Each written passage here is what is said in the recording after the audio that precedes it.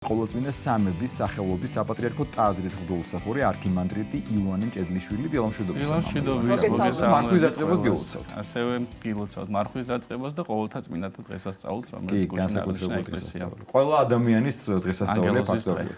მამა ივანე, ეს არის მოძრავი მარხვა დამოკიდებული აღდგომაზე სულთმოფენობის შემდგომ პერიოდში იწყება, თუმცა ყოველთვის დაგვირგვინებულია 12 ივლისს პეტრე-პავლობას და ამიტომაც პეტრე-პავლობის მარხვა ეწოდება ამას და ამ დიდი მოციქულების თავთან მოციქულთა საპატივცემულოდ დაწესებული ერთ-ერთი უძველესი მარხვა.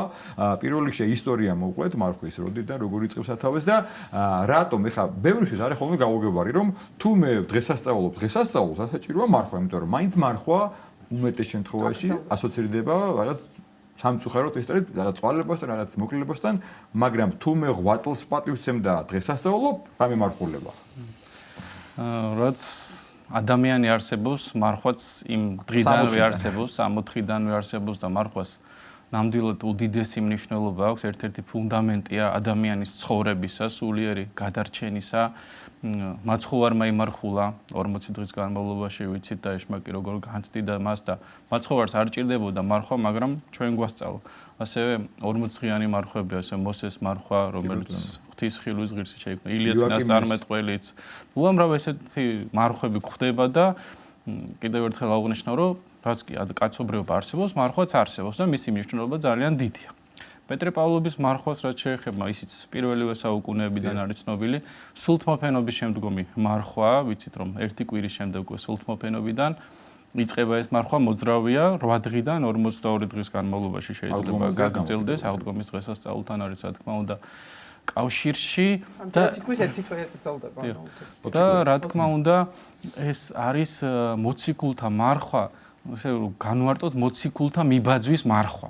ყველა მოციქულის პეტრე-პავლობას აღნიშნავ 12 ივლისს და 13 ივლისს უკვე ყველა მოციქულის სვეტი ცხოვრება, ყველა მოციქულის ხსენების დღეა და როგორც ოთხშაბათი და პარასკევი, ოთხშაბათს რატომ მარხულობთ, ეს არის გაცემის დღე და ვიხსენებთ ამას და თანამონაწილე არ ხდებით ერთგვარად ამ დღისა, ასევე პარასკევს, როდესაც მოხდა ჯვარცმა, იმიტომ მარხულობთ პარასკევით მთელი წლის განმავლობაში, ამ შემთხვევაში მოციქულთა მიმბაძველები უნდა გავხდეთ ამ პერიოდში, მათი 8 წლისა პავლე მოციქული ცხოვრბრძანებს, რომ მობაძავ ჩემ და იყვენთ ვითარცა მე ქრისტესი და ერთგვარი 8 წლი უნდა ვიტვირთოთ. ძალიან კარგი იქნება თუ ამ პერიოდში მოციქულთა საქმეებს წავიკითხავთ, ეპისტოლეებს წავიკითხავთ პეტრესა პავლისა და მივემსგავსებით და მათ სწავლებებსაც გავეცნობით და უფრო მეტად მივახლოვდებით ამ ყველაფრით ღმერთს. ეს მნიშვნელობა აქვს, რომ მარხვა ადამიანის მორწმუნე ადამიანისთვის მარხვა არის ზეიმი და სიხარული. რომ ეს ერთგვარი ასპარეზი, რომელიც რაღაცა შესაძლებლობას გაძლევს, რომ კიდევ ერთხელ ახლოს მიხვიდე ღმერთთან. და ამაში მოციქულების 8 წელი ჯერ კიდევ დავით მეფსალმუნასთან ხდება, ყოველთა ქვეყანაზე განხთა ხმამათი, კიდე სოფლთა და კიდენი მათნი და თქვენ კარგად ბრძანეთ ახლა რომ მივამსგავსებით და გავეცნობით, იმიტომ რომ ეს იყვნენ ადამიანები, რომლებიც პავლე მერე შეუერთდა, ვიცით ეს ისტორია, მაგრამ პეტრეს დაწყებული პეტრეზე განსაკუთრებით მნიშვნელოვანი მომენტია ხო სულთმოფენობა გადის და პირველივე ქადაგებით ათასობით მოაქცევს, რომლებიც აი დაუცხრომელად 8-ში იყვნენ და ლაპარაკობდნენ და ქადაგებდნენ. და გვაქვს ჩვენ საბედნიერო საქმეები, ეპისტოლეები და ხშირად ქრისტიანები ესე ვიქცევით, რომ კმაყოფილდებით იმით, რომ ეწირვაზე მივედი და მღვდელმა ვილაპარაკა, მღვდელმა წაიკითხა და მე არ ყოფ, მე აღთაკმარისია. და აი ეს ხალხი ამისთვის ცხოვრობდნენ, რომ ქადაგებს და ეს ქადაგება დღემდე მარადიულია. რომელიც ცოცხალი არ შეიძლება როდესმე წმინდა წერილს სახარებას, მოციქულების ქადაგებას დრო გაუვიდეს და არ იყოს აქტუალური. ყოველდღიურად იკითხება ტაძრებში მათი ეპისტოლები ან სახარება და მოციქულთა თავი ტყუილად არ უწოდა მათ ეკლესია, მათი 8 წელი მართლაც ქრისტეს შემდეგ განუზომელი და უსაზღვროა მათით არსებობს დღეს ეკლესია. პეტრე როგორც კლდე, როგორც სინანულის მოძღვარიც, რომელმაც ვიცით სამჯერ უარყო და მთელი ცხოვრების განმავლობაში როგორ განიცდიდა და სინანულში იყო გადმოცემით თვალებთან ღარები ჰქონდა წრევლიდან და პავლე, რომელიც იყო მდევნელი და შეიქმნა უდიდესი მოციქული და მოწაფე და ნეტარ არიან, რომელსაც არ უხილავდა რწმენე, პავლეს არ ყავდა ქრისტე ასე ნანახი, მაგრამ იმსე ირწმუნა, რომ გადააჭარბა ასე შეიძლება ვთქვა, სხვა მოციქულებს ღვაწლი და თავი გახდა მოციქულების. მამა ივანე, აი მოციქულთა საქმეზე რომ გავამახვილოთ ყურადღება, ჩვენ ვიცით რომ ბიბლია შედგება ძველი და ახალი აღთქმისგან და ახალი აღთქმა თავის მხრივ 4 სახარებისგან, ეპისტოლეებისგან და ნუ იოანეს გამოცხადება, ხომ კიდევ ვიცით. აი მოციქულთა საქმეები, რომელსაც ჩვენ ყოველ წირვაზე ვისმენთ ამ ეპისტოლეებს, მაგრამ აი რამდენად ვაკვირდებით და რამდენად ვაცნობიერებთ, ვიცით რომ 2 მათგანი არის პეტრეს მიერ დაწერილი ეპისტოლე და 14 კი ეკუთვნის პავლეს. ვის მიმართ არის ეს ეპისტოლეები და რა მიზანი აქვს? არის საერთოდ ვთქვათ ზოგადი შინაარსი და მიზანი აი ამ ეპისტოლეების არა? აი ეპისტოლეების თუნდაც პავლე მოციქულის ეპისტოლეებს სათავრებს თუ შევხედავთ რომელთა მიმართ, კორინთელთა მიმართ, მაგრამ ეს კონკრეტულად მათზე არა, დღეს ყველა ტაძარში იკითხება და თითოეულ ადამიანს ეკუთვნის და თითოეულ ადამიანს მიმართავს ამ სწავლადარიგებები და ჩვენია ეს ყველა ფერი და ჩვენ ყოველდღიურად პატრიარქის ლოცვა კურთხევაც არსებობს რომ სახარებას კითხულობდეთ ყოველდღე ფსალმუნებს თავისთავად საქმე მოციქულთა ეპისტოლეები ძალიან მნიშვნელოვანი სწავლებებია. შეგდა უნდა იცოდეს ქრისტიანმა ხშირ შემთხვევაში გსმენია ხოლმე მე ამდენი წიგნი მაქვს წაკითხული ძალიან ბევრი ადამიანს. თუ სახარება გაქვს, აი სახარება არ მაქვს წაკითხული. თავარი წიგნი. და ქრისტიანი ხარ კი ქრისტიანო. როგორ ხარ ქრისტიანი, როდესაც თავარი წიგნი არ წაგიკითხავს? წარმოდგენა არ გაქვს შეგნი რა წერია.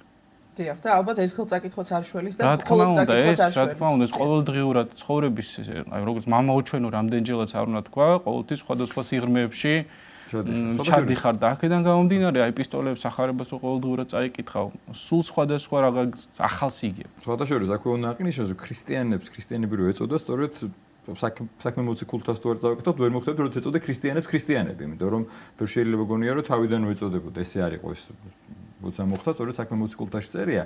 თქვენ ახსენეთ პეტრე მოციქული, როგორც აი სინანულის ერთ-ერთი გამოხატულება და კლდე, ასე ვთქვით, პავლე მოციქული, რომელიც დევნელი იყო. და მანამდე ახსენეთ რომ მიუბაძებთო. აი ეს არის მე მგონი ორი ნათელი მაგალითი. ყველა მოციქული და ყველა ეწმინდანი ამის მაგალითია საერთოდ, მაგრამ აი პეტრე და პავლე რომელთაც დღეს საუბრობ და მათ მარხვას ვიწყებთ, რომ უკიდურეს დაცემული ადამიანიც და შეიძლება რა სიმაღლეზე ავიდეს. ეს არის პეტრეს შემთხვევა, თუ სინანული იქნება და გვაქვს იუდას შემთხვევა, რომელიც არ გამოხატა სინანული და პავლეს შემთხვევა, რომელიც დევნელი იყო, რომელსაც ეჯერა რომ საქმეს აკეთებდა გულწრფელად და თავი მოციქული გახდა. ესეთ ნათელი მაგალითია, იმიტომ რომ ხანდახან არის ხოლმე ხო რომ ვიძახიან ადამიანები, ვიძახით მოდი ეს თქვა რომ ახლა ის პავლე იყო, ის პეტრე იყო, მესაც შევძლებ. ადამიანები იყვნენ ჩვეულებრივი და გავიხსენოთ პეტრეს რა მოუვიდა და რას მიაღწია. რა თქმა უნდა, ეს თავთა მოციქულთა ეს ღვაწლი ორივე ეწამნენ. პეტრე მოციქული ჯვარზე გააკრეს და ითხოვა რომ თავდაყირა დაეკიდებინათ და პავლე მოციქული როგორც რომის მოქალაქე თავის მოკვეთით და ერთ პერიოდში მოხდა ეს დაახლოებით 1 წლის ინტერვალში და ესეთი მოწამეობრი და საერთოდ 12 მოციქულიდან გარდა ივანე ღვთისმეტყველისა ყველა მოწამეობრივად აღესრულა, მაგრამ ივანე ღვთისმეტყველის ცხოვრებას მოწამეობრივი იყო ამდენი დევნა და ამდენი, მაგრამ 100 მეტი წლის შეიქმნა და მერე გარდაიცვალა. ასე რომ მართალი ბრძანეთ არ არსებობს ისეთი დაცემული მდგომარეობა, საიდან ამოსვლაც არ შეიძლებოდა, ეს არ შეიძლება, გავიხსენოთ ლოტი, რომელიც სოდომ გომორში ცხოვრობდა და წმინდანია, ხო?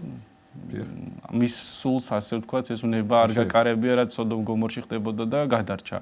მაგრამ შეიძლება ადამიანს საოცარი გარემოცვა ჰქონდეს, მაგრამ ვერ გადარჩეს იუდას შემთხვევაში.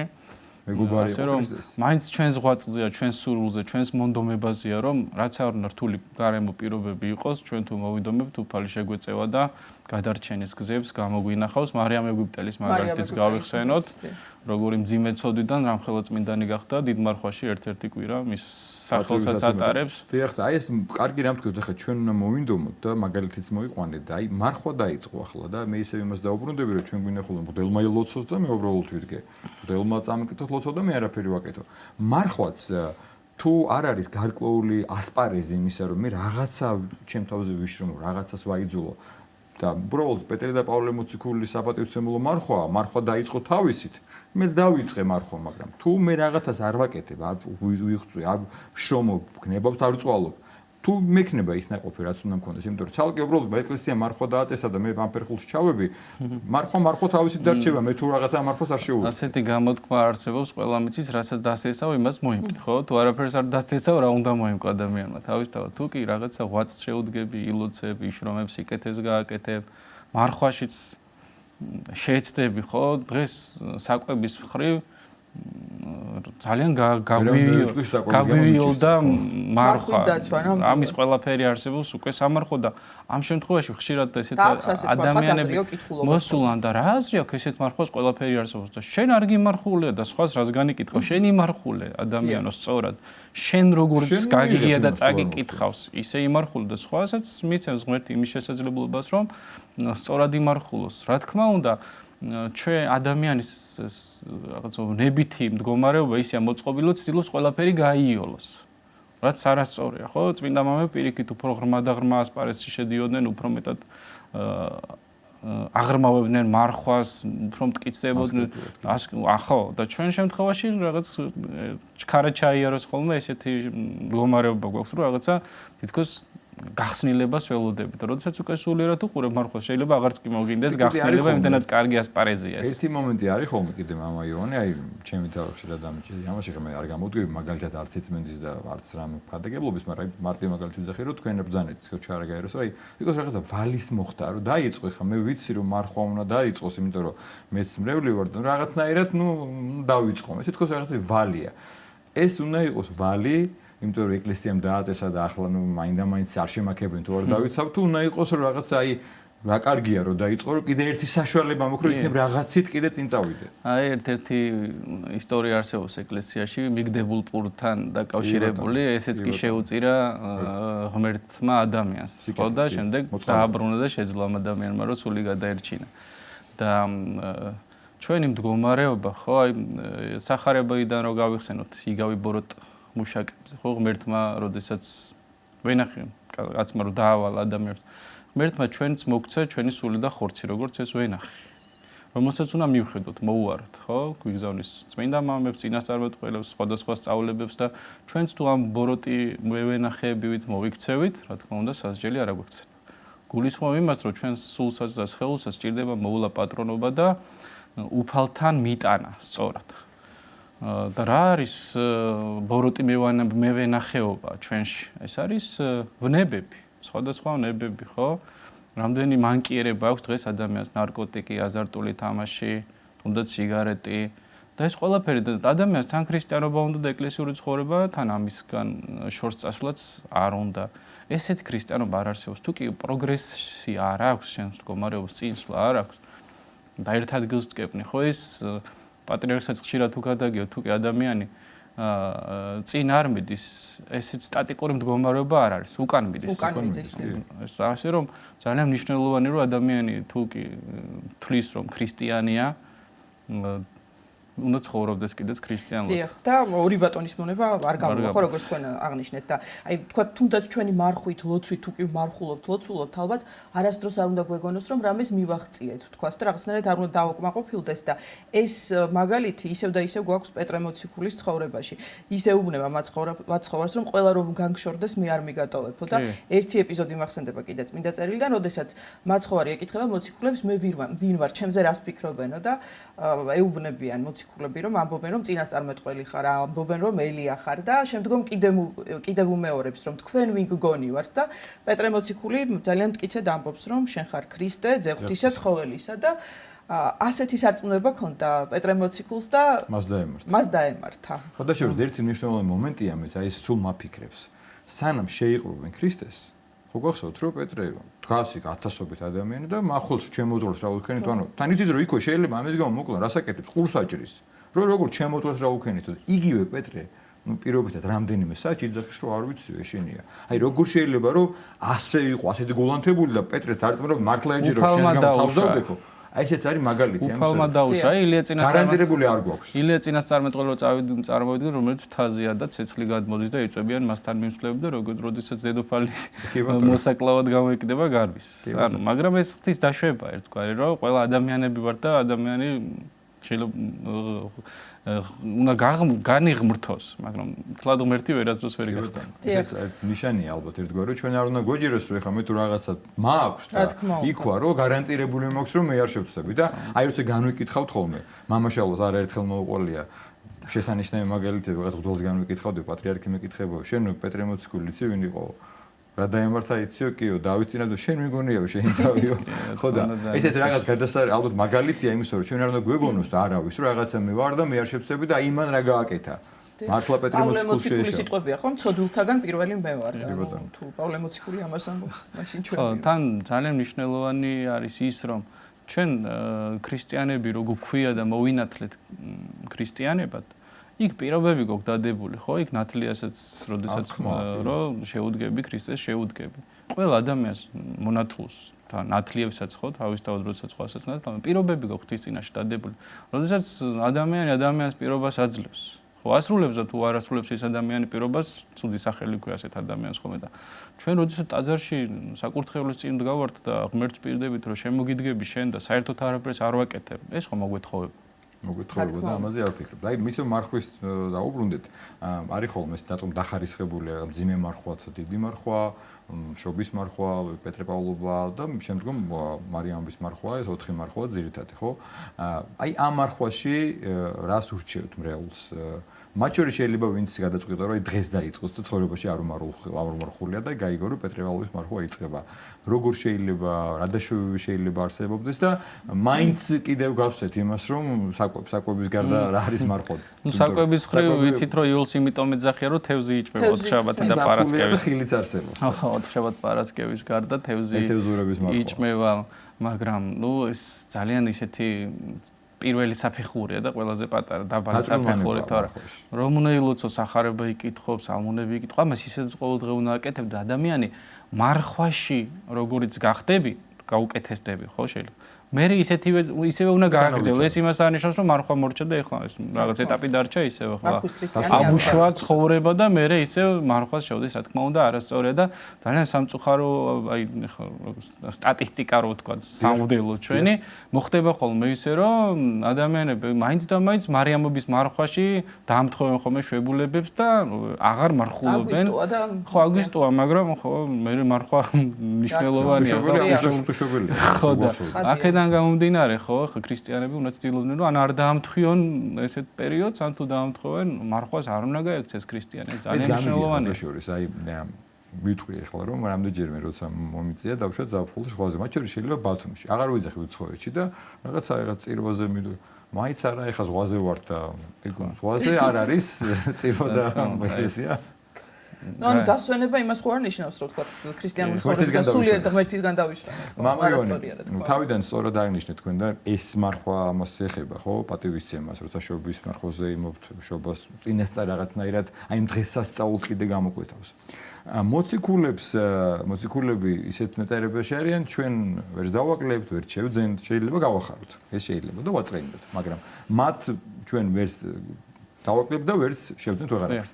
რით შეიძლება რომ ჩვენ თუ გვინდა რომ პატივისცემო გამოხატოთ და თუ ამის გამო მარხულობ და ეს უნდა იყოს. რით შეიძლება ჩვენ პატივი ვიცეთ მოციქულებს და ამ მარხვით ჩვენ რაღაცნაირად ვაგზავნოთ რომ აი თქვენი ღვაწლის გამო პატივს გცემთ. თუ ჩვენ მოციქულებს მიუბაძავთ, ამით ქრისტეს მიუბაძავთ, ხო, ისე წელან რაც თქვით, აქედან გამომდინარე, რით შეიძლება და ეს მარხვა ისევ აღნიშნავთ, ეს არის ასპარეზი. როგორც ფრინველს ჭირდება ორი ფრთა ან ნავს ორი ნიჩაბი რომ წინ წავიდეს, ისევე ჭირდება ადამიანს მარხვა და ლოცვა. თავად მაცხოვრე ამბობს ამას. და ხშირ შემთხვევაში ესეთი ფაქტებიც არის ხოლმე, ადამიანები მარხულობენ წლების განმავლობაში, მოძღვარი არ ყავთ, არც აღსარება არ ჩაუბარებთ. არც ეზიარებიან. ხო, თავისთავად თუ მოძღვარი არ ყავს და აღსარება არ უთქვამს, როგორ უნდა ეზიაროს და აი ესეთ ადამიანებს ურჩევ რომ მოძღვრის გარეშე ეს არ გამოდის და არ ხდება, ხო? უფალი რას ბრძანოს, ვინც ეზიარება ჩემს სის და ხორცს, მას ჩემთან წილის, ჩემთან არის, ხო და თუ კი ადამიანის ცხოვრებაში არასდროს არ ზიარებულა და წარმოდგენაც არ აქვს სამწუხაროდ რა არის იესო ქრისტეს სისთან და ხორცთან ზიარება, რომ ის ამით განიღრთობა.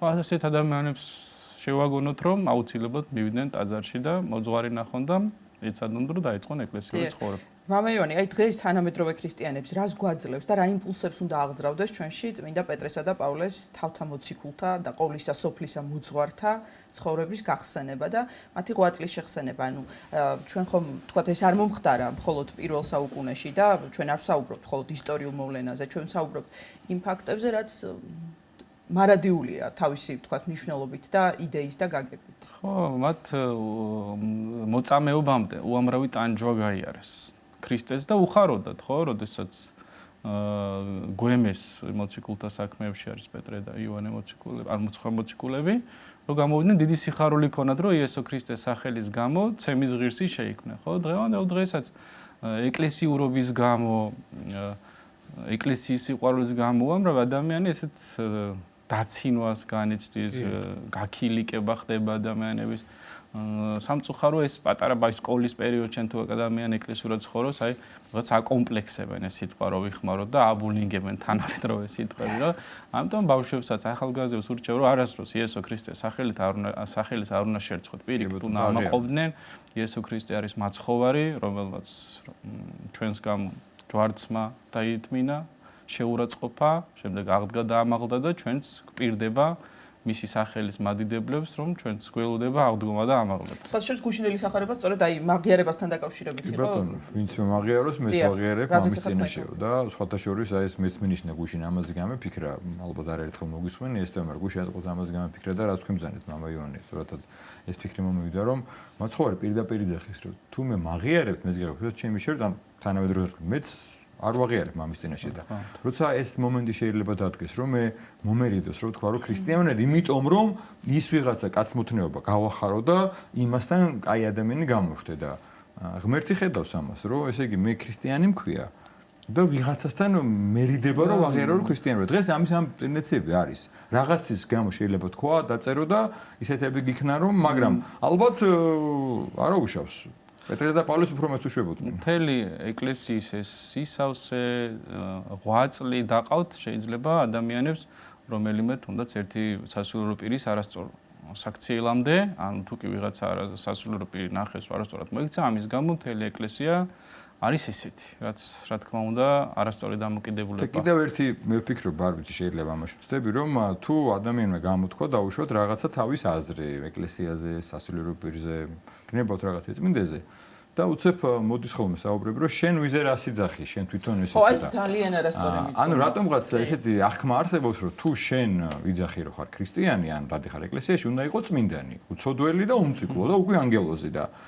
შეიძლება მე პირადად ვიცოდე და ჩემზე კარგად ვინიცის რომ რა ძიმე ცოდვებში ვიყო მაგრამ ეს ხო არ ნიშნავს იმას რომ მე რაღაცაზე არ მქონდეს პროტესტი რაღაცა მომწონის არ მომწონის და ან გული აი იგივე 17 მაისი რო ავიყოთ ხო რომ რა უნდათ მაგათი იქ იმას ხო არ ნიშნავს რომ ყველა ინცი გამოვიდა და ოჯახია მაგრამ ამით ვაფიქრებ რომ მე მინდა რომ უკეთესი ვიყო მე მინდა რომ უკეთესი იყოს რომ მე მინდა და არა იმიტომ რომ ხა მე ვარ წმინდანი და მორალი უკითხო სხვას მართალი დღესაშინა 7 გზის დაეცესო ხო მაცხოვარი არის გამომხსნელი და გამოხსნა ჭირდება ცოდვილ და დავრდომილ ადამიანს და ვისაც თავი მართალი გონია იმას ის თulis რომ არ ჭირდება მას ღმერთი ამ შემთხვევაში და თვითონ ასე რომ ვთქვათ, იღმერთებს თავს და ამით ძალიან დიდ შეცდომაშია, ხო? ანუ საკუთარი თავის გამართლება არის, რომ ვთქვათ, მას არ შეუძლია, არ აქვს სურვილი გამოსწორების, კმაყოფილია იმით. სურვილი გამოსწორების იმიტომ არ აქვს. ესე იგი განიკითხავს მას, ვისაც აქვს სურვილი გამოსწორების სურვილი იმიტომ არ აქვს, რომ სულაც არ გონია თავი გამოსასწორებელი. და კიდევ ერთი თქვენ რო ახსენეთ, რომ ვისაც შეიძლება არ უმარხულია და ურჩევთ, რომ ახსარება ჩააბარონ, ხანდახან არის ხოლმე, რომ აი მე მერიდება ვერ ვიტყვი, ან მე ესეთი ცოდვები მაქვს და როცა პეტრე პავლეს მარხვაზე ვსაუბრობთ, გავიხსენოთ პეტრემს მაგალითი, რა დაემართა და კიდევ ერთხელ ვიძახი, სინანულობა სამდე მიიყვანა და ამის მერე მივხვდებით, რომ არ შეიძლება ეს რამე ცოდვა გქონდეს, რასაც თუ გულით ითხოვ, არ მოგეტეოს ან რომელიმე უღელმა გითხრას, რომ ამის გამო წადი. კი, რა თქმა უნდა, ეს ძალიან არასწორი დამოკიდებულებაა. გჭირდება ზიარება, აუცილებლად. ზიარების გზა, ახსარებით, სინანულით მიდის და ადამიანებს სინანული თუ აქვს და ვერ აღიარებს, ну რაღაცა პერიოდის მერე ძალაც ეძლებათ და აღიარებენ. თავარია მოძღვრამდე მივიდეს, თუნდაც ის ერთი ან ორი, რასაც ვერ ამბობს, არ უთხრავს დანარჩენზე ესაუბროს და ნელ-ნელა მოხდება. ხო ადამიანი პირდაპირ ექიმთან მისულ ეგრევე ხო არ ინკურნება, უნიშნავს რაღაც წამლებს, დიეტას და რაღაც შეიძლება ერთი წლის მერე განიკურნოს ადამიანი რაღაცა დაავადებისგან. ასე არის აქაც შეიძლება ადამიანს ძალიან მძიმე ცოდვა აწუხებდეს და დღეს ვერ თქვას, მაგრამ რაღაცა დროს აუცილებლად იტყვის. და კიდევ ერთი აი ბოლოსკენ მივდივართ და მინდა რომ აი ამაზეც რაღაცნაირად ვისაუბროთ. ასპარეზიო თქვენ ბრძანეთ და ასე ხდება ხოლმე შემთხვევა რომ მარხულობენ წლებია, მაგრამ არ უნდა ეკლესია და ზიარება. იგივე მარხვაში, იგივე ასპარეზში თუ არის ძალების მოკრების ერთ-ერთი უნიკალური საშუალება ახსარება და ზიარება. რა თქმა უნდა ზიარება ხო, როდესაც ადამიანია ზიარება, რას ვეუბნები, საკურნებლად სულისა და ხორცისა. სულის განკურნება და ხორცის განკურნება თავისთავად ეს მადლია და ძალებია და დაცვა არის ერთგვარი, ხო? რა ძალიან დიდი მნიშვნელობა. დიდი მადლობა. ძალიან დიდი მადლობა. კიდევ ერთხელ გილოცავთ მარხვის დაწყებას და უმეტეს მადლობას. გულოცავ ყველას და შეეძლებინოთ ღმერთმა. გააგველიოს ეს ასპარეზიც, ცოტა ისე რომ ნაყოფი გამოვიდეს. ამინ. მადლობა. ყოველწმინდა სამების სახელობის საპატრიარქო ტაძრის გველსახური არქიმანდრიტი ივანე მჭედლიშვილი გვესაუბრებოდა და პეტრე პავლოვის მარხვაზე ვსაუბრობთ, რომელიც დღეს დაიწყო და ყველას კიდევ ერთხელ გილოცავთ.